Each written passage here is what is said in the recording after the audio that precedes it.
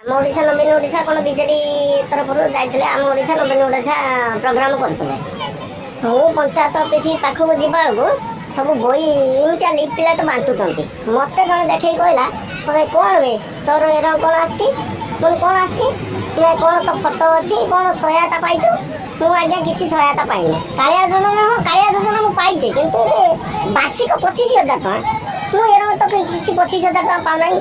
ମିଥ୍ୟାଟାରେ ପ୍ରଚାର କରୁଛନ୍ତି। ମୋତେ ଯେତେବେଳେ ଦେଖିଲେ ମୁଁ ଆଜ୍ଞା ଗଲି ପଚାରିବାକୁ। ଆଜ୍ଞା ମୁଁ ଗୋଟେ ୱାର୍ଡ଼ ମେମ୍ବର, ମୁଁ ଗଲି ମୋରି ୱାର୍ଡ଼ରେ ହେଉଥିଲା ଆମ ଓଡ଼ିଶା ନବୀନ ଓଡ଼ିଶା କାର୍ଯ୍ୟକ୍ରମ। ମୁଁ ଯେତେବେଳେ ଗଲି ପଚାରିବାକୁ, ସେଠି ଆମର ଏକ୍ସ ସରପଞ୍ଚ ସାଗରିକା ସେଠି ଥିଲେ। ମୋତେ କହିଲେ ତୁ କୁଇବେ କ'ଣ ହେଲା, ତୁ କାହିଁକି ଫଟୋ ଉଠାଉଥିଲୁ? ଆଜ୍ଞା ମୁଁ କହିଲି ମୁଁ କ'ଣ ଫଟୋ ଉଠାଇଦେଲି, କ'ଣ ଗୋଟେ ଖରାପ ହେଲା? ମୁଁ ଫଟୋ ଉଠେଇଲି, ମୋର ମିଥ୍ୟା ପ୍ରଚାର ଫଟୋ ନେଇକି ମୋର ମିଥ୍ୟା ପ୍ରଚାର ଏମିତିଆ କରିଦେବେ। ସେଇଠି ମୁଁ ଏମିତିଆ ଯୁକ୍ତି ତର୍କ ହେବାରୁ ମୋତେ ଜୋତାର ପିଟିଛନ୍ତି, ଚପଲ ଖୋଲିକି ପିଟିଛନ୍ତି।